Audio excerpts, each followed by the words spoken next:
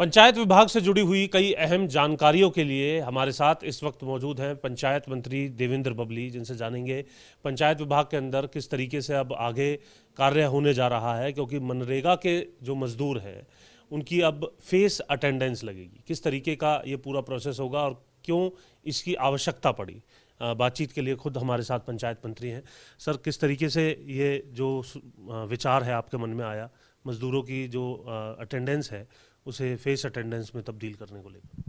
देखिएगा, शिकायतें थी भाई हाज़िरी गलत लगती हैं या जो उनकी मजदूरी है वो नहीं मिलती, दूसरे उसके खाते में चली जाती है, या कई बार जो रजिस्टर्ड हमारे मनरेगा मजदूर थे उसके अलावा भी कई बार ये शिकायतें आती थी किसी और को वहाँ पर खड़ा करके न और उनको उनके फ़ोटो वगैरह ले लिए जाते हैं।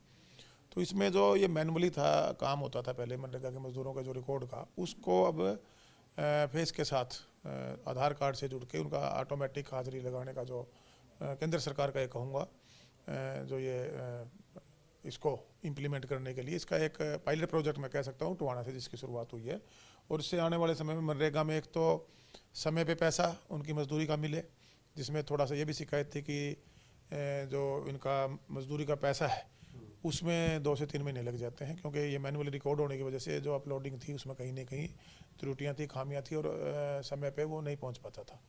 एक तो इनकी जो मजदूरी है वो समय पे आएगी और फेस स्कैन करके आधार कार्ड से ये लिंक है, उसमें ऑनलाइन सिस्टम है, तो उसमें 2-3 सुविधाओं का लाभ हमारे मनरेगा जो मजदूर हैं उनको इससे मिलने जा रहा है। इसका पायलट प्रोजेक्ट की शुरुआत हमारे टोहाना क्षेत्र से हुई है। सर, मजदूर कहाँ जाएगा? अटेंडेंस लगाने के लिए उसे अलग जाना होगा या फिर कोई उसके लिए भी स्टेशन तैयार किया गया? नहीं नहीं नहीं नहीं, कोई स्टेशन की ज़रूरत नहीं है। इसमें हमारे जो मनरेगा मेट हैं उनके पास मोबाइल है, उसमें ऐप है और उसके माध्यम से वहाँ मौके पे वहाँ जहाँ काम कर रहे हैं वहीं पे जहाँ पर वो काम कर रहे हैं उस वहीं पे मौके पे उनकी फेस स्कैन करके वहीं हाजिरी लगेगी।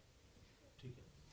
कितने सर मनरेगा मजदूर हैं प्रदेश के अंदर अभी और किस तरीके से? देखिए, करीबन 23 लाख जो मनरेगा में हमारे रजिस्टर्ड हैं जो मनरेगा में काम करते हैं।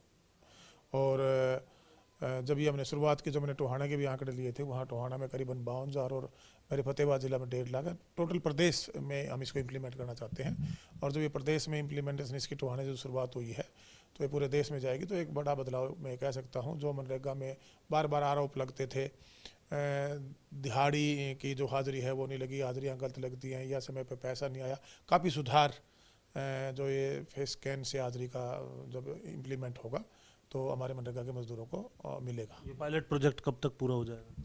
इसकी शुरुआत कर दी है, इसको जल्दी पूरा करके फिर इसको पूरे प्रदेश में इम्प्लीमेंट करेंगे। ठीक है।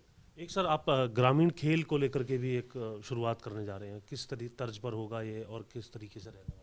देखिएगा, ये एक हमारे पुरानी आपने देखा होगा जो हमारे जो हरियाणा के ग्रामीण खेल जिसको आप कहेंगे, जैसे कबड्डी खेलते थे हम, कुश्ती करते थे, सर्कल कबड्डी होती थी, हमारे यहाँ वॉलीबॉल खेलते थे, खो खो खेलते थे, अन्य बहुत से ऐसे खेल थे जो ग्रामीण ब्लॉक लेवल पे जिनकी प्रतियोगिता होती थी। और उस प्रतियोगिता के अंदर जब ब्लॉक लेवल पे जो टीमें वो होती थी उस पर फर्स्ट सेकंड थर्ड पे आती थी, तो उसको फिर ब्लॉक से जिला और प्रदेश लेवल पे उसको ले जाने का काम था। वो पिछले दिनों से बंद थी। पिछली 23 जनवरी को जब माननीय मुख्यमंत्री जी हमारे टोहाना हल्के में गए तो वहाँ पर उन्होंने ये घोषणा की थी कि हम इसको दोबारा से शुरू करेंगे और उसकी हमने पूरी तैयारी कर ली है। ब्लॉक वाइज एक एक जो खेल ग्राउंड था, जिसको हम कह सकते हैं हमारे गांव का स्टेडियम कह सकते हैं उसको, हालांकि खेल उसको हमने ब्लॉक वाइज तैयार करवाया है और बहुत जल्दी इन जो हमारे ग्रामीण खेल थे इनकी शुरुआत करेंगे, जिससे जो ग्रामीण अंचल में छुपी प्रतिभाएं हैं वो आए। एक इसमें एक किस्म से जुड़ाव भी है, भाईचारे का भी इस खेलों के माध्यम से एक संदेश था। और इसका समय जब फसलें कट जाती थी उस टाइम में इसका समय रखा जाता था ताकि उस खाली समय का एक सदुपयोग हमारे जो गाँव वासी हैं वो उसका लाभ ले सकें और ब्लॉक लेवल पे एक प्रतियोगिता हो और उसमें वो अपने अपने जौहर दिखा सकें। और एक मैं ये कह सकता हूँ कि जो हमारी पुरानी परंपराएं थी वो लुप्त ना हो, वो भी चलती रहे।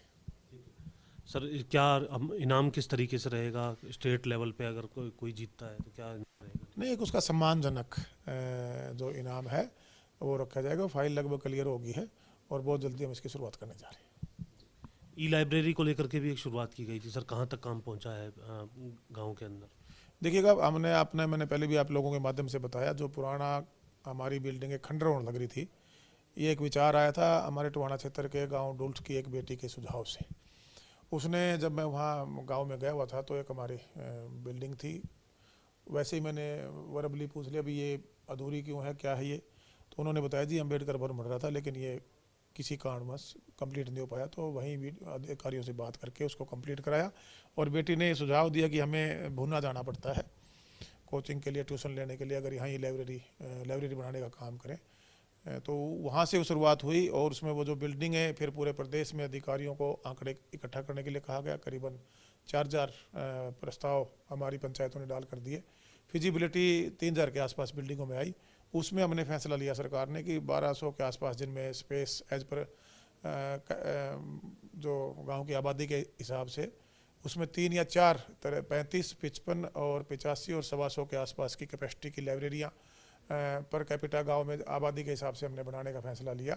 और जहां हमारे यूथ क्लब हैं उनकी अगर एक किस्म से कहूँगा सहमति रही, उन्होंने अंडरटेकिंग देने का काम किया। वहाँ करीबन 800 बिल्डिंगों को हमने जिम के लिए और उससे बची हुई बिल्डिंगों को हमने महिला संस्कृति भवन के लिए तैयार किया। सारी बिल्डिंगें रेनोवेट हो चुकी हैं, रिपेयर मेंटेनेंस की हो चुकी है, टेंडर प्रोसेस में है। बहुत जल्दी उसमें सामान ई लाइब्रेरी का डल के, और एक बड़ी सौगात हम हमारे हरियाणा के हमारे जो पढ़ने वाले बच्चे हैं उनको देने का काम करेंगे। ये हरियाणा सरकार का एक बड़ा फैसला, इसको मैं कह सकता हूँ।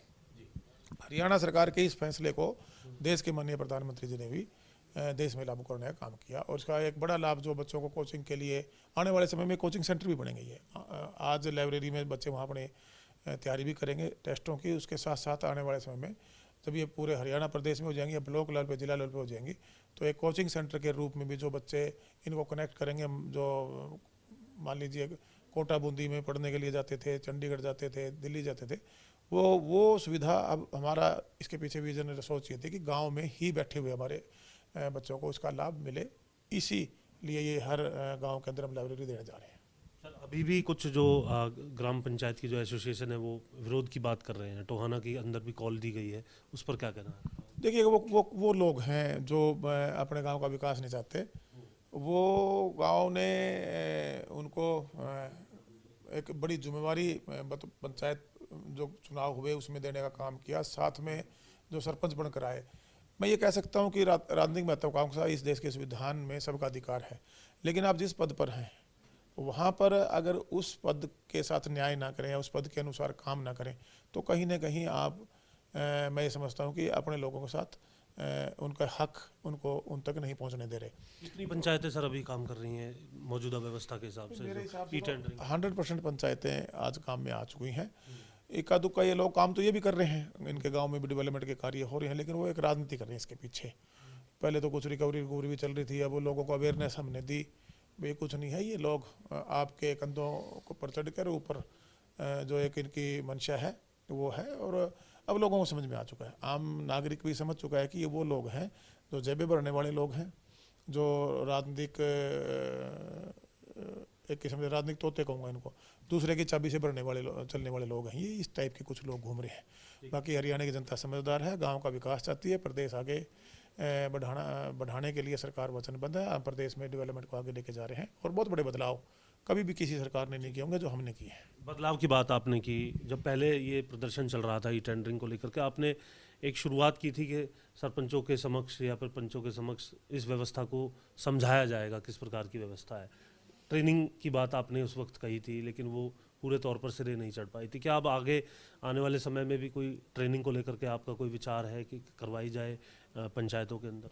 देखिए, जब पहले पंचायतें बनी, सबसे पहली बार हमारी सरकार का एक बड़ा फैसला, पूरे चुने जो पंचायत राज के जितने भी हमारी पंचायतें, ब्लॉक समितियाँ, जिला परिषद के लोग थे, उनको सम्मान देने का काम हमने ही किया था।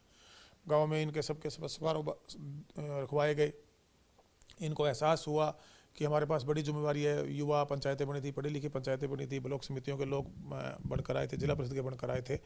उसके साथ ही हमने जिलावार संवाद प्रोग्राम किया, इनसे मिले, फीडबैक लिया, सरकारी व्यवस्था हुई सारी, सरपंचों को सम्मान देने का, चुने लोगों को सम्मान देने का सरकार ने काम किया। और कहीं ना कहीं जो व्यवस्था में बदलाव आया था उसमें फीडबैक आया, उस पर सरकार ने संज्ञान भी लिया और उसको इम्प्लीमेंट भी किया। भाई हमारे सबका एजेंडा है, सरकार का एजेंडा है, हम चुने लोगों का एजेंडा है, गांव आगे बढ़े, गांव गली नाली चौपाल से आगे आए। 9 सूत्री कार्यक्रम उसका भी एक मेन हिस्सा है, उसको हम लेकर गए। और जो ट्रेनिंग की बात आपने कही, वो हमने पहले भी उस टाइम ऐसा माहौल बना दिया गया था एक बार शुरुआत में पंचायतें आने के बाद, विपक्ष के द्वारा या जो लोग हमारे भ्रमित किए गए थे बेचारों को, ई टेंडरिंग के नए प्रयोग की वजह से उनको भ्रमित ऐसे कर दिया गया था कि उस टाइम भी ट्रेनिंग शुरू की थी, लेकिन उसमें एक प्रॉपर ट्रेनिंग नहीं थी। इनको इनके पंचायत राज एक्ट में इनके अधिकार क्या है, काम को कैसे कैसे करना है, सरकार की गाइडलाइंस क्या है, उसके अनुसार अब दोबारा से वो फाइल हमने करा लिया है, एक प्रॉपर ट्रेनिंग। और अब सरपंच खुद जानना चाह रहे हैं और उनको खुद को भी समझ में आ गया इस पिछले समय में कि हमें ट्रेंड होना होगा, हमें हमारे अधिकारों के प्रति पता लगना जरूरी है। जो कहीं नीचे लेवल पे, जिला लेवल पे, ब्लॉक लेवल पे, विलेज लेवल पे कर्मचारी और अधिकारी कई जगह आज भी इनको भ्रमित करने का काम करते हैं। जो सरकार की गाइडलाइन है वो प्रॉपर वे में इनको समझाने की बजाय इनको उलझाने का काम करते हैं। मैं आपके चैनल के माध्यम से एक बात क्लियर कर देना चाहता हूँ, जो अपने गाँव का विकास चुने, हमारी पंचायतें, हमारे ब्लॉक समिति के लोग, जिला परिषद के लोग चाहते हैं, वो एक बात मैं आज रिक्वेस्ट करना चाहता हूँ, आप चिंता ना करें। आपके मान सम्मान को, आपके जो पद पे आप बैठे हैं, उस चेयर की जो गरिमा है, उसको सरकार बिल्कुल तार नहीं होने देगी। हमने आपकी ताकत को बढ़ाने का काम किया है। जो लोग आपको ये कह रहे हैं कि हमारे गांव बचाओ, देहात बचाओ, ये राजनीति कर रहे हैं। पहली सरकार है जिसने जो पावर चंडीगढ़ से थी वो पावर जिला और ब्लॉक पर देने का मैंने काम किया है। हमने पेमेंट को डिवाइड किया है, पेमेंटें किस पेमेंट के कौन से काम होंगे, साथ में इनको अलग अलग काम देकर जिला परिषद को, ब्लॉक समिति को, पंचायतों को, ताकि आपस में जो कामों के बार बार एक एक काम के चर्चा एस्टीमेट थे, आपस का डिस्प्यूट ना हो, किसी डिस्प्यूट ना हो। भाई हम सब लोगों की एक ही मंशा है कि हमारे गांव का विकास। ट्रेनिंग वाली बात आप पूरी कर दीजिए। ट्रेनिंग वाली बात आप कह रहे प्रोसेस करा दिया, स्टेट लेवल पे ट्रेनिंग होगी, जिला लेवल पे होगी, ब्लॉक लेवल पे होगी, किस तरीके से होगी ट्रेनिंग? देखिएगा, ये हमने इसको हम ब्लॉक लेवल पे लेकर जाएंगे और ब्लॉक लेवल पे हमारे जो चुने लोग हैं इनकी ट्रेनिंग होगी और बहुत जल्दी इसका इम्प्लीमेंटेशन हम करने जा रहे हैं। शुक्रिया बात करने के लिए। तो पंचायत मंत्री देवेंद्र बबली हमारे साथ, जहां एक और ट्रेनिंग को लेकर के अब ब्लॉक लेवल पर जाने की जो तैयारी है वो हो चुकी है, ताकि सरपंचों को, पंचों को अपने अधिकार के बारे में जानकारी मिले और उनके अधिकारों का हनन ना हो। वहीं दूसरी तरफ ग्रामीण खेल से जो गांव में बसी प्रतिभाएं हैं उन्हें बाहर निकालने का काम किया जाएगा, उनका सम्मान भी किया जाएगा बेहतर प्रदर्शन करने पर। साथ ही साथ आने वाले समय के अंदर अब फेस अटेंडेंस मनरेगा के जो मजदूर हैं उनकी लगाई जाएगी, ताकि धांधली से बचा जा सके। चंडीगढ़ से कैमरामैन ललित के साथ जितेंद्र चौधरी, खबरें अभी तक।